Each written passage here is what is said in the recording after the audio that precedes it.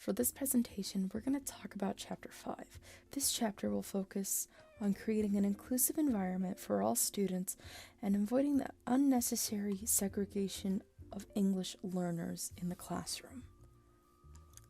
First and foremost, we have to look into the steps to create a positive school community. This includes training staff, community engagement, such as family and community partners. We also need to be supporting student physical and emotional needs. Secondly, we need to look into language and bilingual programs as a whole. This includes English learners, emergent bilinguals, English language development,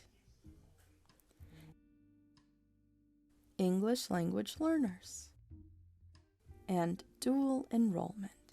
Furthermore, we need to look into terms and concepts, such as English language proficiency, state education agencies, local education agencies, and finally, tools such as assessments, reflections, and activities. Now that we've broken it down, let's get started. First way to start is through terms and concepts. Previous chapters 1, 2, and 4 address the terms that are associated with English learning curriculum. To recap, EL stands for English learners, SEA stands for State Education Agencies, HLS stands for Home Language Survey, ELP stands for English Language Proficiency, and LEA stands for Local Education Proficiency. When looking into SEAs and LEAs, SEAs are state education agencies, and LEA would then be local education agency. So, state education agency. Primarily, they're responsible for the supervision of a state's public elementary and secondary school. For example, the CDE, or California Department of Education, is an example of a state education agency.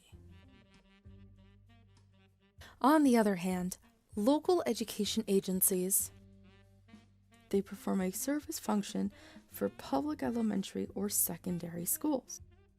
This includes counties, townships, or your local school district. So what's their function? These agencies exist to provide a strong, well-rounded public education. One way is through a home language survey. That aims to help English learners improve their English language proficiency.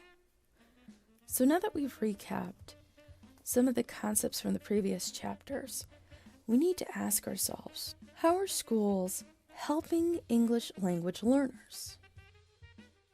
Schools are helping English language learners through a variety of programs. Each iteration provided by a school carries the same objective. For example, ELD, English Language Development, ELL, English Language Learners, EB, Emergent Bilinguals, DE, Dual Enrollment, ELD, English Language Proficiency. All these programs work to assist students reach proficiency in the English language. These programs exist from elementary to secondary, each using a wide variety of tools and skill sets to help emergent bilinguals master their English proficiency. So now that we better know about these programs, what kind of tools are being utilized to better assist students? Educators use a variety of tools to assist students. These tools come in the form of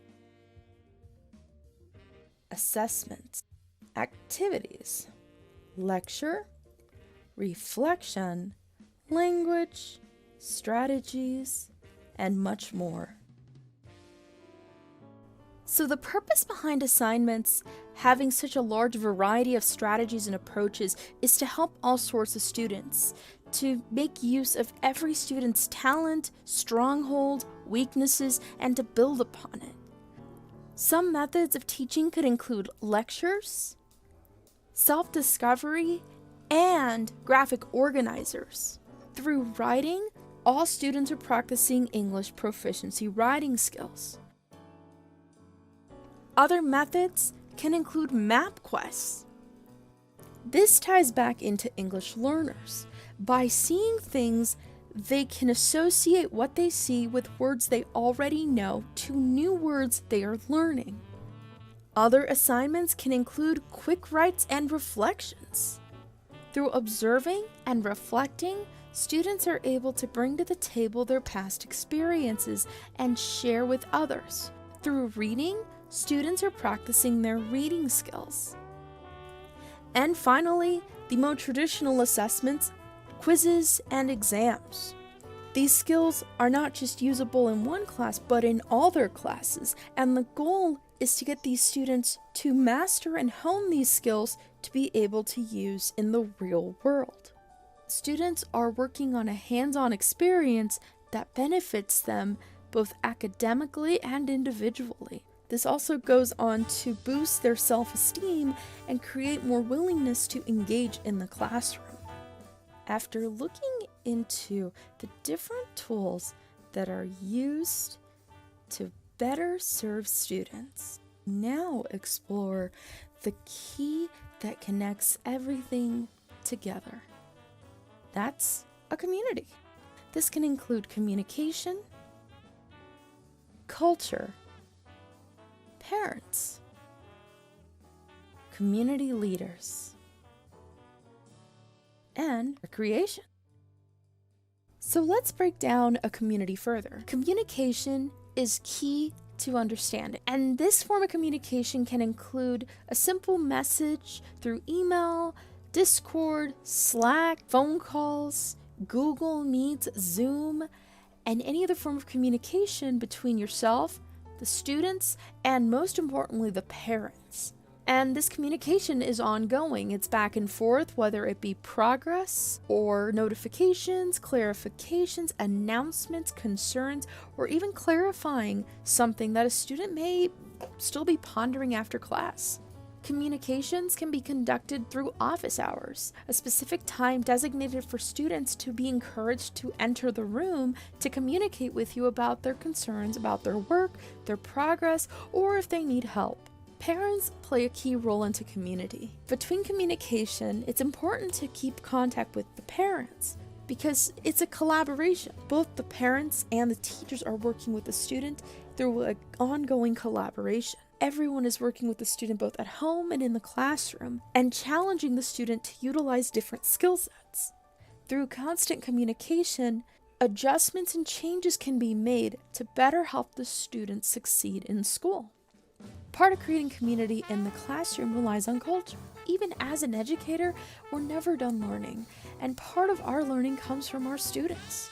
Recreation. And recreation can be clubs, volunteer events, charity drives, parades, or any kind of event where people are out and going. Whether it be an event hosted by the school, downtown, a nonprofit, a charity, local youth group, all these different forms of engagement form a community. And that will bring the student to feel more comfortable wanting to hang out, wanting to engage, wanting to take part in these events. Lastly, we have community leaders, and without community leaders, we wouldn't have recreation, we wouldn't have clubs, we wouldn't have activities, charity drives. People are stepping forward to make a difference, and these differences are making a big impact on the students. They're making a positive impact on the parents who are encouraging their students. It's creating culture and integrating cultures into one another to create something amazing. It comes back to communication, where everyone communicates to one another to reach their accomplished goals. Altogether, this creates a community. And this is why community plays a crucial role into the classroom environment. It's not just about what goes on in the classroom, but what happens outside of the classroom.